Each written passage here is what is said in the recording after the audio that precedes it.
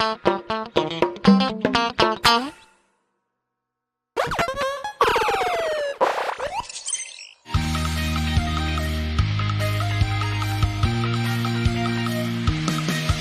是鸡飞狗跳又慌慌张张，我的生活似乎缺少点希望，糊里糊涂发生什么没有准备，哎，才刚刚早晨，拥抱新的阳光，哦，忙忙碌碌，勤勤恳恳，给我一点勇敢与天真，为了实现我的梦想，明天一早醒来又是好精神，哦，反反复复，绕绕纷纷，可生活就是这地幸福与艰辛，我唱跳高手是那9门，享受酸甜苦辣每一分。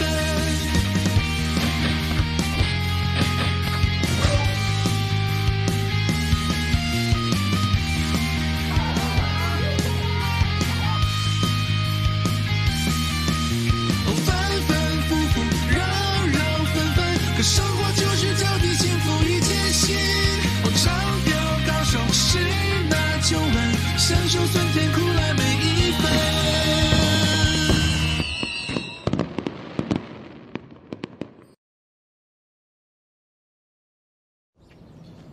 我回来了，我回来了，回来了！玉华，大家呢？你先别动。这是？嘿，你们快出来吧！快！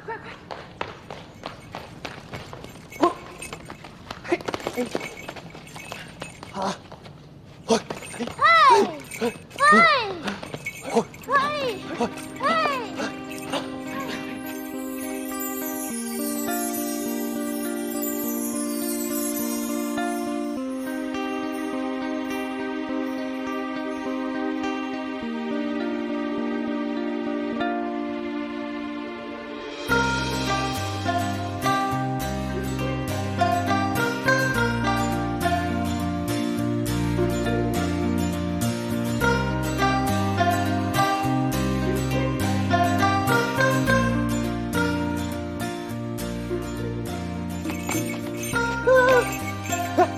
点我，快！一点左眼，灵气满身；2点右眼，志在乾坤；3点失嘴，范家子孙；4点额头，全靠马粪。哎，娜美，感动的话都说不出来了。但是我安排的。只是我们还不够熟练，下一次继续练习。还有下次啊，会记，绝不重来。对，中举一定是还没有做好中举的准备。这次我可做好了中举的准备啊！我总结了前6次考试的教训，再加上大家对我的帮助，于是我决定另辟蹊径。这次我要是还不中举，除非我在卷纸上写错了名字。对呀，对呀，肯定没问题。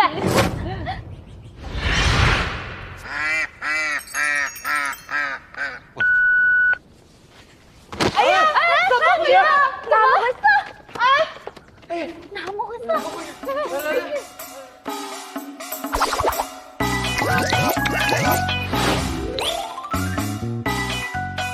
你们问的都太无聊了，到我了，我来。我从来没有坐过轮椅，我从来没有长过胡子。我从来没有中过僵直针。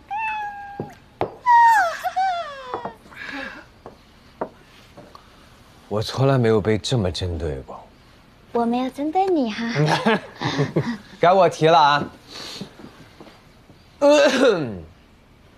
我从来没有欠过钱。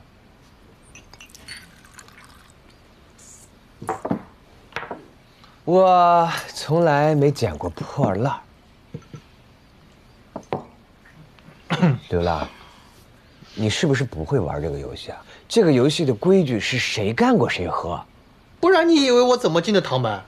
我就是小时候捡破烂被我师傅看到，才是回唐门学武的。哎，范仲举，我知道你高兴，但也不能一直喝。你是不是觉得我们这个游戏没意思？中举啊，你当了官之后，可得帮我找真命天子啊！那我要见旅途，我压的不过分，你给我把借贷还了。啊，不过分哟！我又不是让你给我钱，哎，以后你那间房啊，就叫状元房，哎，专门租给进京赶考的考生，1晚上10块钱，不过分吧？这样下去，我的借贷很快就会还上的。范中举，我没有别的要求，我只需要你帮我找到敖特南。敖特南是谁你都不知道？本酒楼勿谈奥特南。为什么不让谈奥特南？我就要提奥特南。喝多了是吧？他在考场上写小说蔑视科举，圣人为了找他已经延迟放榜了。圣人因为奥特南延迟放榜啊？哪么能这样嘞？要不是他，我们中举的消息早就公布了。哎呀，我这个状元房的牌子都挂上了，你看，都怪这个奥特南。我不能全赖他吧？就算没有他，你那个宅子也租不了10贯呀。怎么租不了10贯？要不是因为他，我真命天子早就找到了。就算没有他，真命天子也不好找。哎，要不是因为他，也不会有那么多考生滞留在我的万里楼。我感谢他。哎，这个圣人这次是大怒，这要是找到他，得砍头啊！不能，一般在我们西域直接被凌迟。凌迟？不至于，不至于。你们都太残忍了，直接给他5马分尸。对，不是这奥特南到底是谁呀？他你都不知道？那我来说东西，我来说3个问题，东西特别的好。你看完他的小说，你听我这个大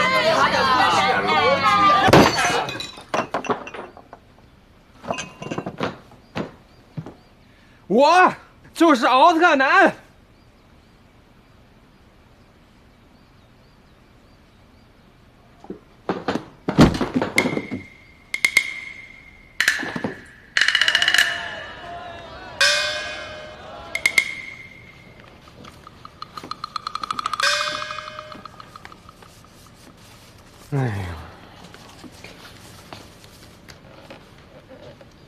哎呦，中举郎君啊，你睡得真踏实啊！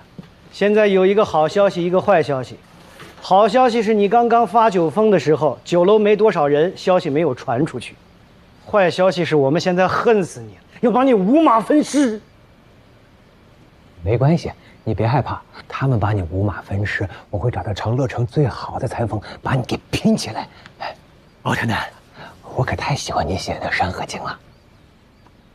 我不是奥特南，我一个读书人，怎么会写这种低俗不入流的东西？该配合你演出的我实在是看不下去了，所以在你醉酒的时候已经和大家说了，你就是奥特南。哎呀，学生早就说过，我就是奥特南。辜负了大家这几日的照顾，我不配做一个读书人。你晓不晓得我的状元房都塌了，10贯钱都赚不到了。你这个生活经写的确实还不错哈。你么时候写不行呢？非得考试的时候写。是啥？我的阿娘曾经说过，这个前行的路不怕别个阻挡，就怕你自己投降。你要是都放弃了，那我们哪个都救不了你噻。就是噻。我参加了那么多回科举，写来写去也写不出个什么名堂，所以我这次就想另辟蹊径，我热血一涌就一切。怂了，一切从心不能怂。对，我就跟随我的心了。你怎么知道我们西域的名言？这不重要，重要的是这书写得很好。范仲举，你知不知道？因为你这个书，我找真命天子又延后了。但这书写的确实不错。不是写的不错，是压根儿就没写错。是非常不错。哎呦，你能给我签个名吗？这些全部都是，全都签。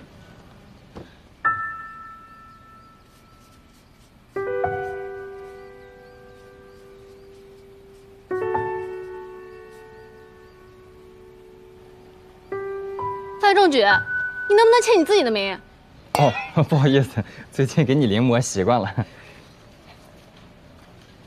那你们还怪我吗？原谅你啦。我不能原谅。这么大的惊喜，我竟然才知道。我也不原谅啊！哎，你们知不知道，这要是不报官府的话，这就是窝藏啊！要一起下狱的，各位，那是要进档案跟一辈子的污点啊！哎呦，我一人做事一人当，我现在就去收拾行李跑路。不行，我好不容易才找到的奥特南，我怎么可能会让你跑掉呢？继续。学生不跑，怕是要掉脑袋的呀。即使有人知道了，又能怎么样？也没有关系。万一圣人就是因为喜欢你的《山河经》才找你的呢？这个万一还真是万里挑一啊！学生只有一个脑袋，还是不要赌这个万里挑一的一了。我还是跑吧。圣人他只是延迟放榜，又不是下令抓人。更何况，只有我们几个人知道你是奥特南。你要是现在跑了被抓到，未免不打自招吧？我认为，你不如先告诉我们几个人，圣人到底看的是什么。我就写了《山河经》的最新章节。快给我们看新章节！哎呀，快啊！我写到考卷上了，考卷交上去了。那你讲讲，讲讲。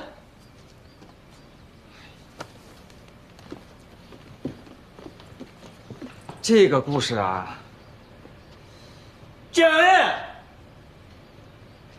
这个故事呀，其实是这样的。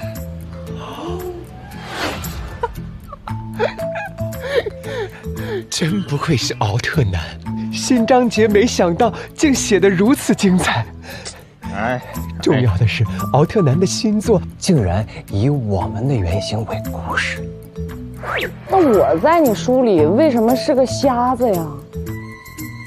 你不是爱算命吗？我根据你这个喜好，给你改了一个更适合的名字，叫认命。那你也认命吧。哎，认叔，你至于这么生气吗？我觉得仲举的书写得非常好呀，也非常符合我们每一个人的特点。他把我上官古川就写成了大侠犯不上，我还觉得挺合适的呀。我瞎你也瞎呀？那上官不群才是你呢。那一开头进来跪下说自己是废物的那个。那他把你写瞎确实不对，那咱俩动手吧。且慢，如果我没有猜错的话，这里头有个叫谢谢你的，应该是我吧？啊，这起的个么我是鬼名啊，不晓得以为我出家了嘞。你每次捡坛子不都跟人家说谢谢你吗？我谢谢你啊！动手吧！你说，休要动怒，我可以把你的眼睛写开，那名字也只是一个代号嘛。那大侠犯不上是正是在下。哟，那要这么说的话，这个里头的甲子烟，应该就是玉环了吧？你们懂的。哦，你喜欢他？哎呀，你们别闹！你们别闹。哎，你们等一下，我呢？很明显呀，你当然是那个侠肝义胆、智勇双全、忠心耿耿、给啥吃啥的中华田园犬。凭什么我是狗啊？因为我已经是大侠了呀。一本书里面有一个大侠，就应该，还有一个大侠。一书不容二侠嘛。任叔，你再不动手，我可上了。你等等，为什么你的整本书里都没有我？我跟你拼了！哎呀，大家不要生气。《山河经》交上去就再也没有下文了，这本书大概也不会刊印了。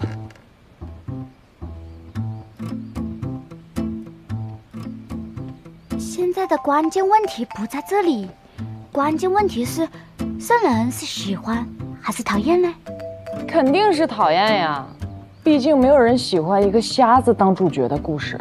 你也不是主角啊，但我也觉得是讨厌，毕竟那么可爱的狗狗不当主角一定有问题。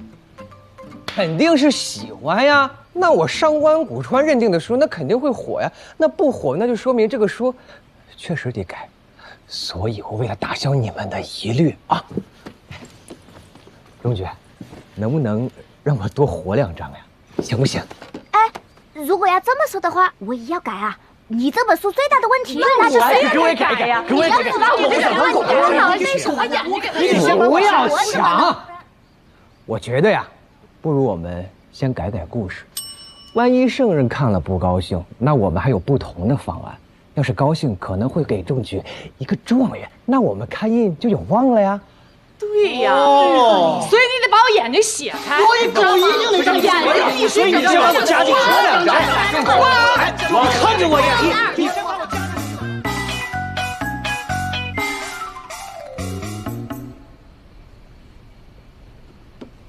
流浪，你真的没有看到新歌吗？古川，你最近有看？全家，你最近有看到？中举。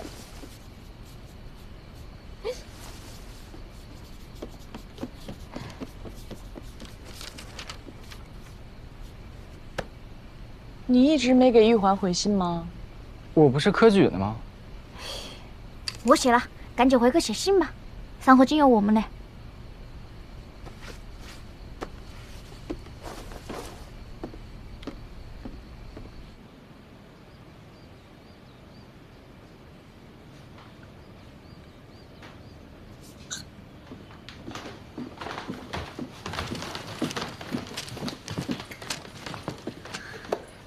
中举，你帮我看看我改写的《山江经》怎么样？你怎么还没写回信呢？要不你先写回信吧。要不你先帮他看看吧。我都行，没问题。那我是先写回信呀，还是先看你们改的《山河经》啊？听你安排。那要不我先给他写回信吧，我怕玉环等急了。要不还是说清楚吧。李图的回信是你写的，这样以后你就不用写了，你就有时间帮我看我改写的《山江经》。不整齐。可我也实在想不出来再给他回什么了。想不出来你就随便写点模式噻。哎呀，主要是他给那个家里头，也就是你写的信实在是太多了，我都藏到枕头下面，这么我都落枕了，你就随便写一点噻。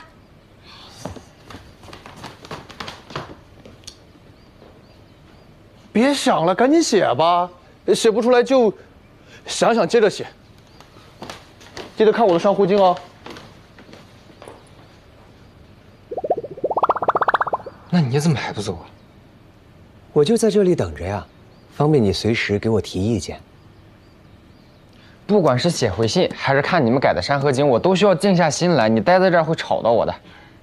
我不说话。真不说话？真不说。你看。而且你思考的声音也很吵啊！快走吧，走吧。我真不说话。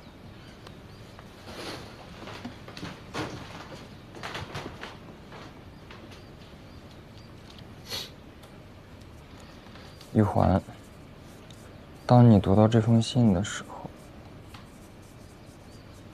我已经在浪迹天涯了。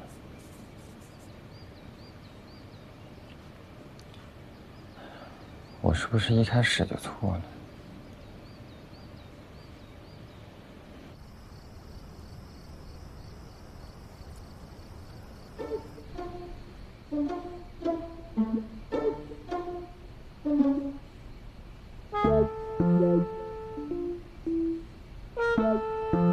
还是我先讲故事吧。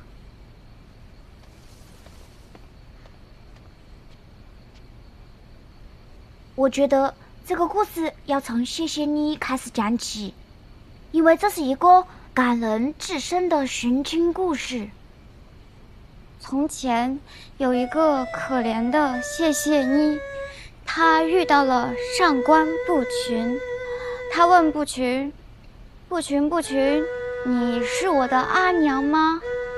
上官不群说：“哦，我不是你的阿娘。”他又问任命：“任命，你是我的阿娘吗？”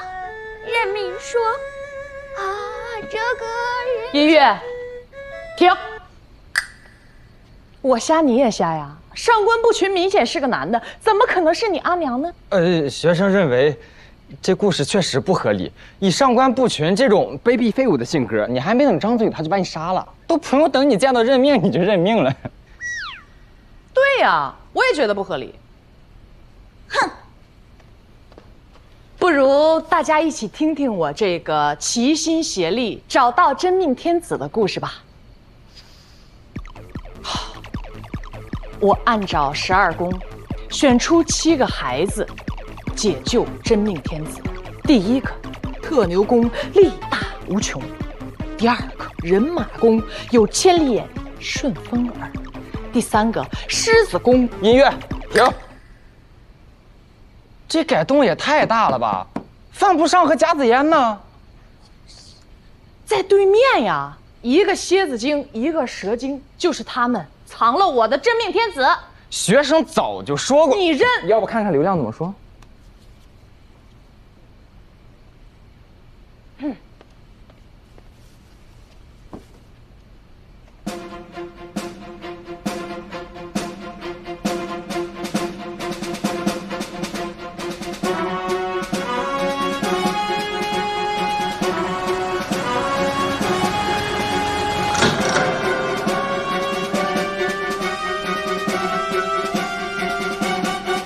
不要加戏了，直接讲吧。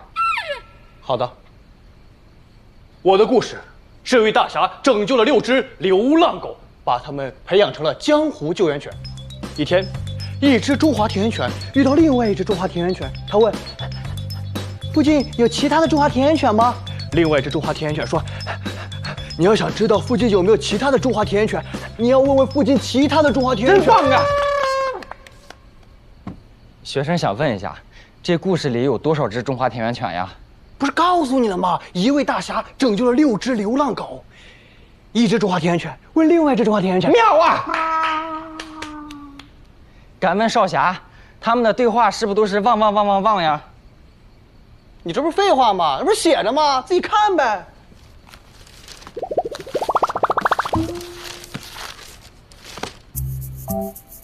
学生觉得大家还是尊重原著吧啊！哎，等一会儿啊，我的故事还没讲呢。哎，没的人想听。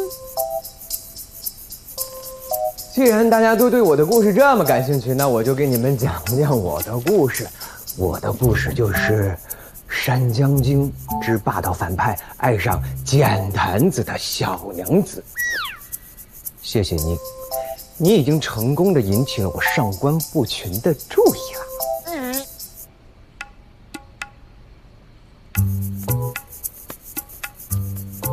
娘子，你这是在拱火。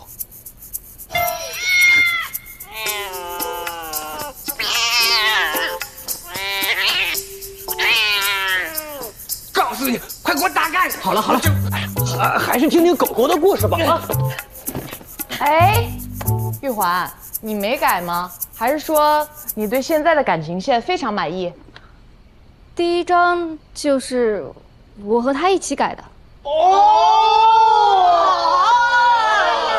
流浪，你最近有看到信鸽吗？如果你没有看到信鸽的话，那只能说明我也没有看到信鸽。学生认为，大家再回去打磨自己的故事，等这个风头过了，咱们再从长计议。哎，我们不用从长计议，我们应该趁热打铁，立刻刊印，圣人一定会喜欢的。汪汪队开大会！哎，我们现在应该趁热打铁。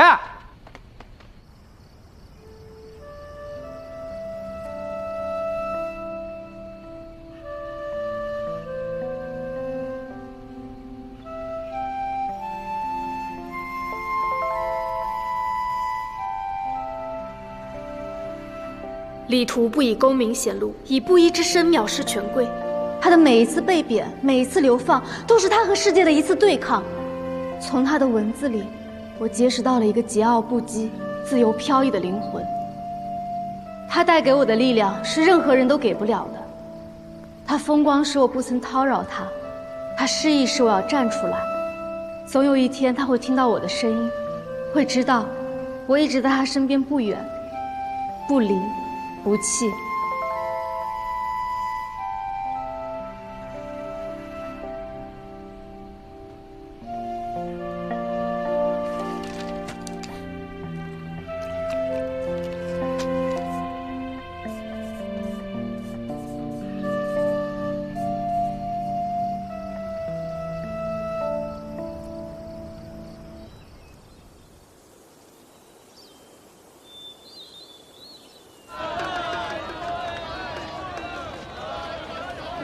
又改了几天，我的三全经终于写好了。我这个虽然还没有改完，但是你们听一下，给我提提意见啊！不想听，先听下我的来啊！你那个都是汪汪汪，根本没有改的必要。这断句不一样，情绪就不一样。不想听。我说两句啊，玉环实在是太厉害了，在给李图回信的同时，还帮我改完了《山西经》，但我有一点不满意啊，太美化蛇精了。我好想逃，却逃不掉。帮你改稿实在煎熬，不想再熬，我先走苗。压上来。我的三全经都写好了，你还没给他回信呢？我写完了，还没给流浪呢。那咱们也不能这么一直骗下去啊。要我说呀，他现在这个状况，不能下猛药，要先稳住。可是他这个状态，带来一个重要消息。这次科举是按地域分座次的，敖特南被筛查出来是个变量嘞。哎呀，圣人这样筛查肯定是动大怒了，藐视科举可是要株连九族了。啊！嘘，此地不宜久留，快走。好，那这饭钱。嘘。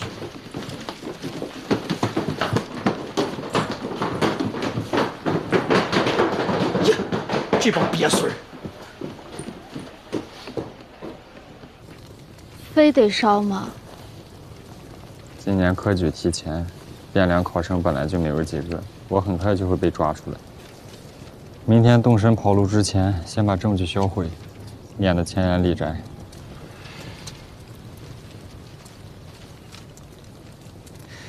我不忍心，你来吧。我也不忍心，还是你来吧。啊！这可是我的处女之作，就这么夭折了，我对不起你，我的孩子。你写的都是浪费纸，唉，要是我得谢谢你，这么感人的故事。小妮子还没有找到她的阿娘，唉，对不起你。我差一点就救出了我的真命天子。伤在你身，痛在我心。王王大队，我们青山不改绿水长流，日后江湖再见吧。刘浪，你写的就不用烧了，写的全是汪汪汪，连个狗都看不出来。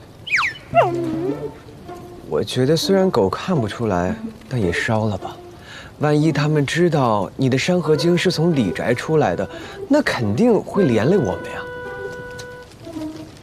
对了，樊中举，你在考场上的时候，跟其他的考生有接触过吗？没有啊，都忙着科举呢，谁也不理谁。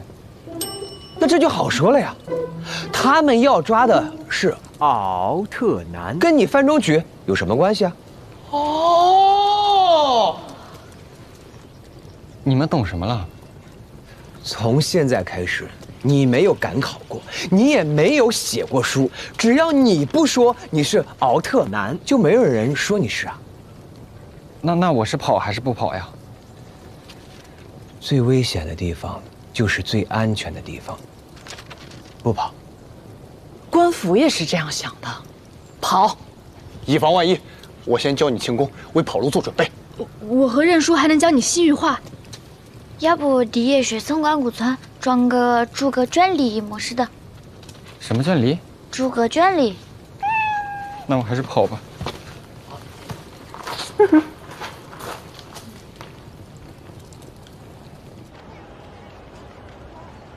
玉环，你的信。呀，谢谢，流浪，谢谢。流浪拿个菜刀干什么呀？教中举练轻功。拿菜刀练轻功。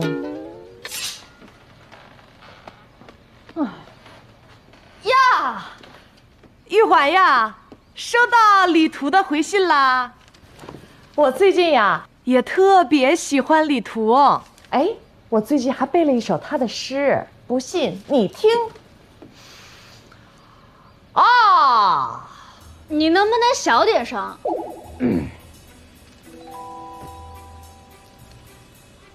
啊，你能不能不说话？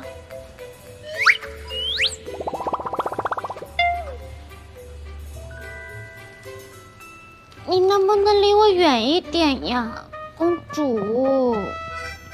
哎呀，你早这么说，我早走了吧。我还是去跟范中举练轻功吧。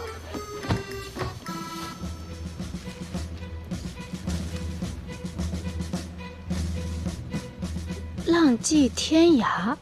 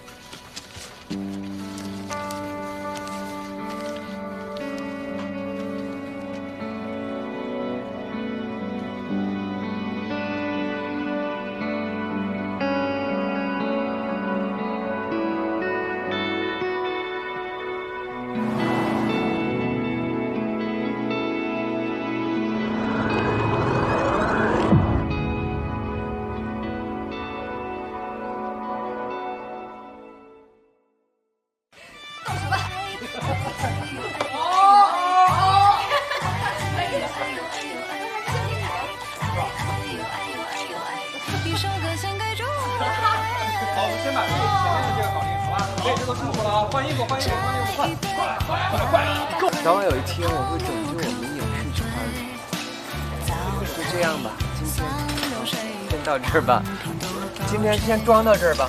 小约会，小暧昧，盼望成双对。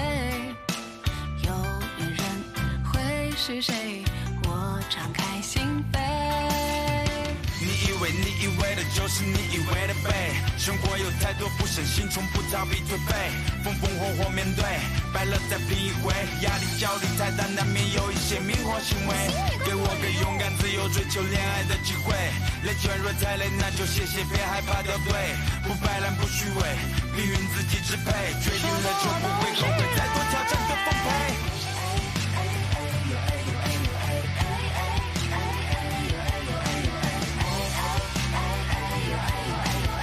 梦想从来都不能作废，